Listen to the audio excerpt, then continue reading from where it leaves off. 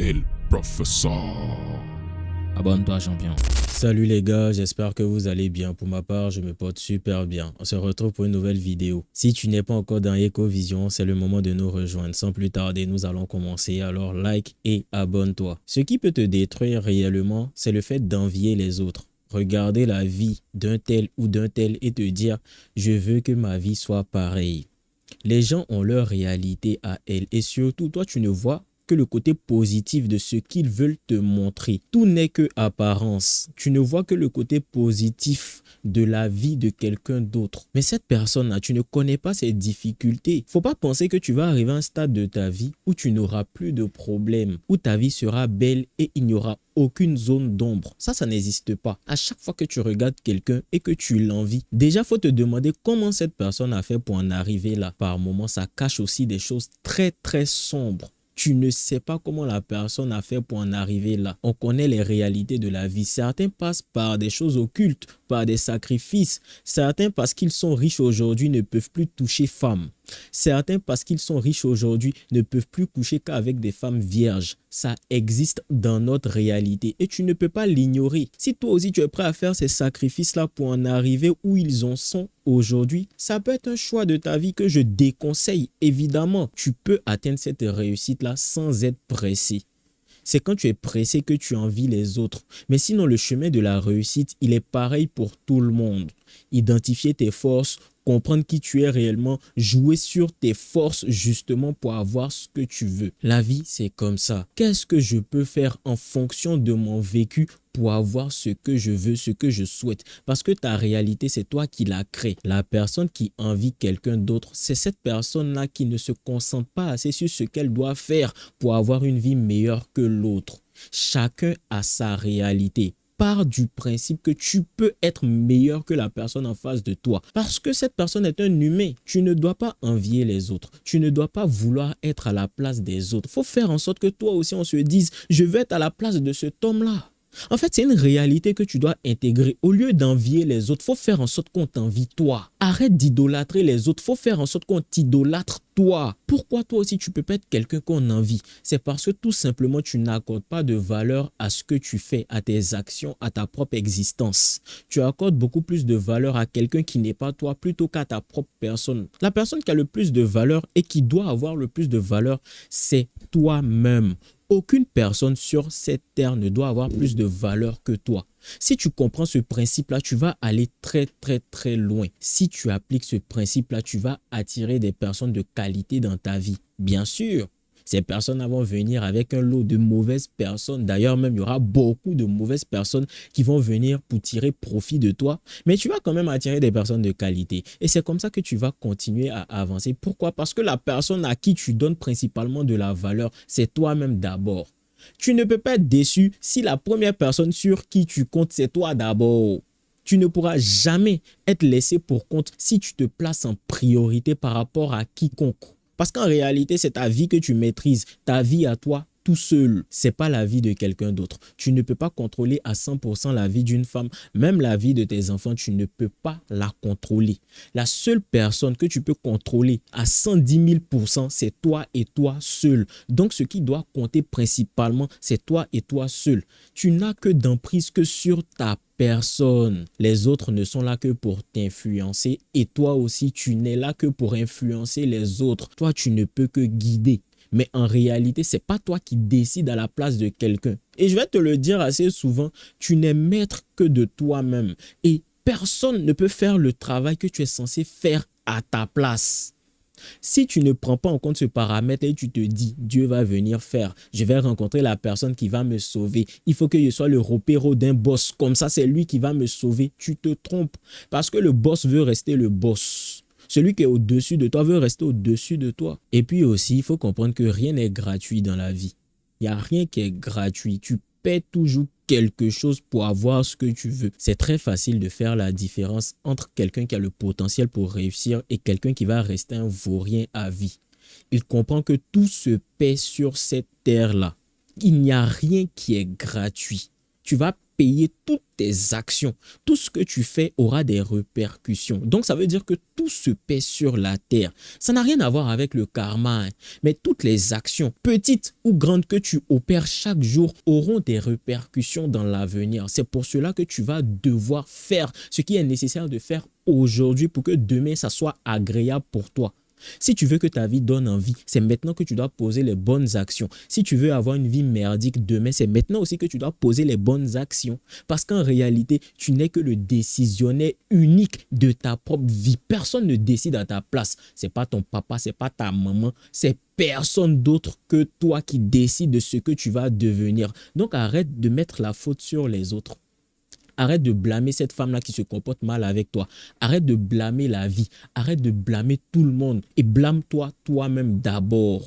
Parce que de toute façon, tu te plains. Est-ce que ça change? C'est une question qu'il faut se poser souvent. Tu t'assois là, tu te plains. Tous les jours, c'est toi qui es là. Eh Dieu, pourquoi moi? Pourquoi? Arrête de pleurer. Et demande-toi tout simplement, comment je fais pour changer ma situation? Parce que te plaindre ne va pas changer les choses. Donc, au lieu de rester là dans l'inaction, qu'est-ce que tu fais concrètement pour avoir la situation de vie que tu veux? Qu'est-ce que tu fais concrètement pour ne pas envier les autres? C'est quelqu'un qui se bat, qui n'envie pas l'autre. Quand quelqu'un se bat, il ne peut jamais envier l'autre parce qu'il est conscient qu'il est en train de mener des actions pour avoir ce qu'il veut.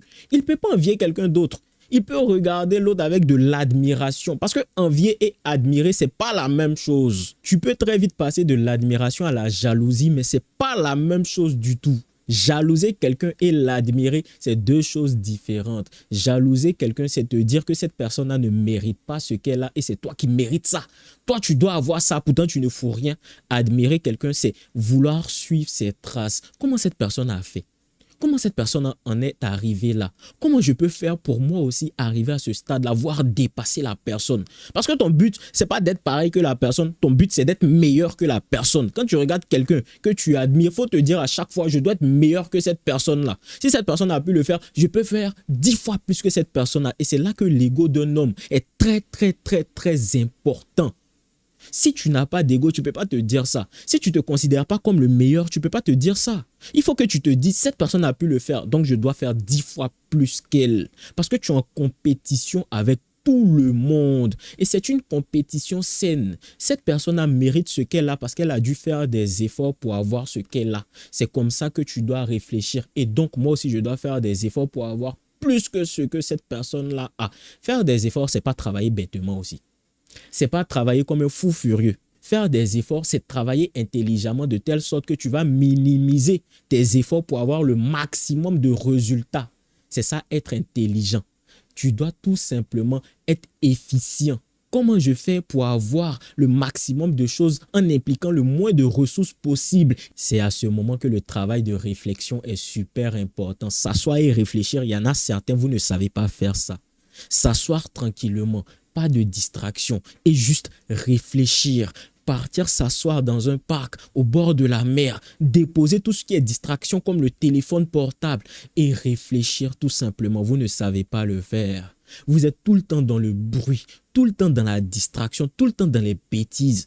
Comment ton cerveau va pouvoir réfléchir? Comment tu vas pouvoir utiliser ton cerveau pour changer ta condition de vie? Parce que plusieurs sont malheureux. Comment tu vas faire pour t'asseoir tranquillement et réfléchir à comment j'utilise toutes mes connaissances, mes capacités, mes compétences pour avoir ce que je veux réellement? Comment j'utilise ma spiritualité? Comment je transite entre l'homme qui n'a pas d'énergie masculine et l'homme qui peut tout attirer par la seule force de son énergie masculine? Ce sont ce genre de questions-là que tu peux te poser quand tu es dans un endroit qui te permet la réflexion.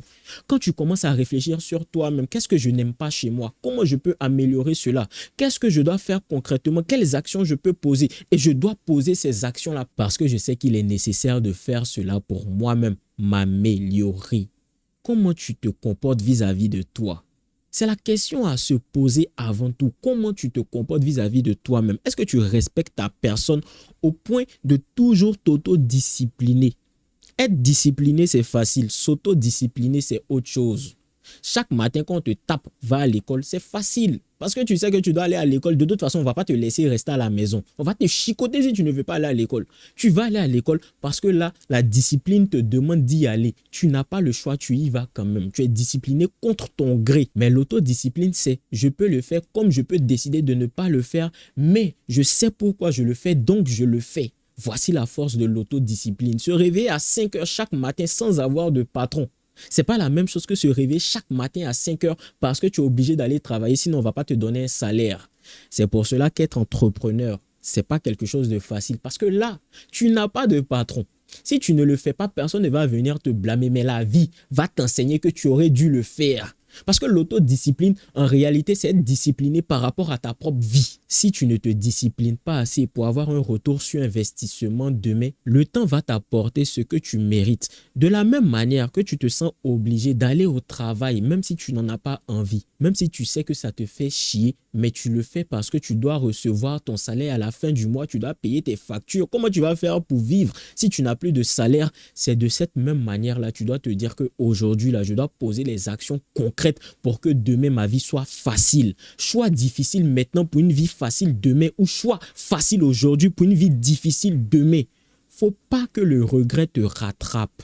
Et donc pour ne pas être envieux, pour ne pas regarder les autres qui se sont concentrés sur eux, pour ne pas être quelqu'un qui est jaloux, pour ne pas être quelqu'un qui est aigri, pour ne pas regarder ta femme avec dégoût. Parce que tu sais qu'en temps normal, c'est pas avec elle là tu voulais finir. Elle t'a fait 2-3 gosses, tu es obligé de rester avec elle. C'est maintenant que tu dois prendre les bonnes décisions pour pouvoir demain choisir, avoir le choix, avoir des options, pouvoir faire de ta vie ce que tu veux. Pourquoi vous voulez vous mettre dans des cases spécifiques? Pourquoi vous voulez avoir une vie qui ne vous appartient pas? Finalement, tu vas devenir un esclave. Et c'est ce qu'on ne dit pas. L'esclavage, c'est pas mettre des chaînes à tes bras et te dire tu dois faire ce que je veux que tu fasses. Tu es ton premier ennemi et tu peux être esclave de cette vie-là si tu ne décides pas de la mener comme il faut dès à présent. C'est maintenant que tu dois prendre les bonnes décisions pour pouvoir être libre. La liberté, c'est quelque chose d'exceptionnel, mon gars. La liberté, c'est se réveiller et ne pas penser à sa facture parce que tu t'en fous, tu as assez d'argent pour ça. Tu ne penses, c'est même pas toi qui gères ça. Il y a un gestionnaire pour ça. La liberté, c'est se faciliter la vie. Déjà, tu peux manger ce que tu veux. On ne le dit pas, hein. Mais pour ceux qui connaissent un peu l'Europe, la liberté, c'est d'abord bien manger. La liberté, c'est partir au restaurant et découvrir de nouvelles cultures, de nouvelles manières de cuisiner un plat, partir dans de beaux endroits et être heureux d'être là-bas. Ça aussi, c'est une forme de liberté. La liberté, c'est ne pas penser à son loyer. Tu as un loyer de 2000 € et puis tu t'en fous parce que de toute façon, ça passe sur ton compte, tu ne vois même pas. La liberté, c'est se dire demain j'ai envie de voyager, bah je voyage, business class, tranquille, j'ai pas de problème. La liberté, c'est faire ce que tu as envie de faire sans penser à ton compte en banque. C'est ça la réelle liberté. C'est ce que l'argent peut t'apporter, mais ça passe par l'énergie masculine qu'il y a en toi. Parce qu'un homme, un vrai homme, il veut vivre selon ses propres règles. Ce que je t'ai dit là, je t'ai partagé ma vision à moi.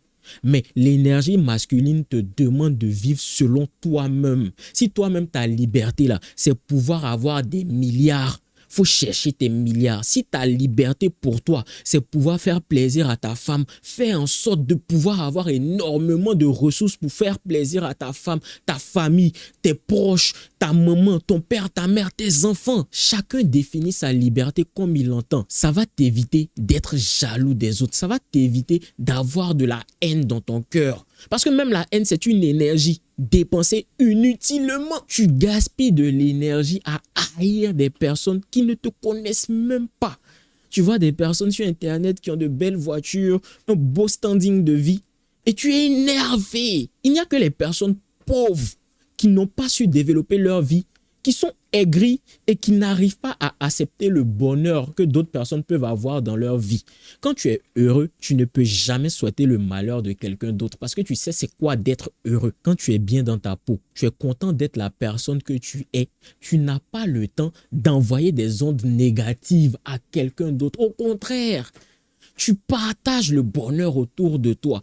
Et si tu as bien remarqué, les personnes les plus aisées, ce sont les personnes les plus généreuses. Parce que la personne est dans une énergie positive. Donc, elle dégage et transmet cette énergie positive-là.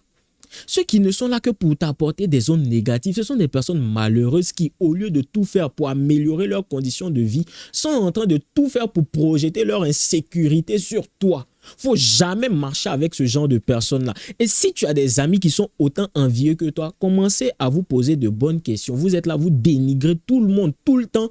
Posez-vous les bonnes questions. La personne qui vit bien n'a pas le temps de s'attarder sur la vie de quelqu'un d'autre. C'est réel, c'est concret. Quand tu es réellement épanoui dans ta vie, tu évites les ondes négatives. Toi-même, tu ne veux pas en produire et toutes les personnes qui vont essayer de venir avec leurs ondes négatives, tu vas les dégager automatiquement. C'est à ce moment-là, on peut dire que réellement, tu es heureux. C'est à ce moment-là, on peut dire que réellement, tu as fait le travail de te développer concrètement pour ne jamais avoir à envier des gens. Il y a des gens, ils sont riches, hein, mais ils sont là à envier des personnes beaucoup plus riches qu'elles parce qu'ils ne se suffisent pas de ce qu'ils ont. Ils n'arrivent pas en fait à apprécier ce qu'ils ont pu construire, ce qu'ils ont pu bâtir parce qu'ils ne sont pas concentrés sur leur propre vie. Quel que soit ton degré de richesse, si tu n'es pas concentré sur ta vie, c'est à ce moment-là tu vas envier les autres. C'est à ce moment-là tu vas jalouser les autres. Concentre-toi d'abord sur ta vie. Apprécie les efforts que tu fais pour évoluer et surtout, faut être fier de toi. Quelqu'un qui se bat chaque jour pour avancer, évoluer, il ne peut qu'être fier de lui, quel que soit le résultat. Au moins, toi, tu passes à l'action. Au moins, toi, tu fais quelque chose. Il y en a certains, ils sont là, ils sont assis. Dieu va faire. Oh, grand tout-puissant Dieu, je ne fous rien de ma vie, mais mets la grâce dans ma vie. Je vais avoir 10 millions, mets ça sur mon compte. Je ne fais rien, je mérite. Il y a d'autres, ils se battent chaque jour, mais moi, je mérite. Envoie ça sur mon compte. Mon ami, si tu fais partie de ces personnes-là, je dois te dire avec toute la sincérité possible que tu es le plus grand moins que rien que la terre a eu à connaître. On va s'arrêter sur ça pour aujourd'hui. N'hésite pas à me dire ce que tu en penses en commentaire. Rejoins Ecovision, lien en description, lien en biographie. Ciao.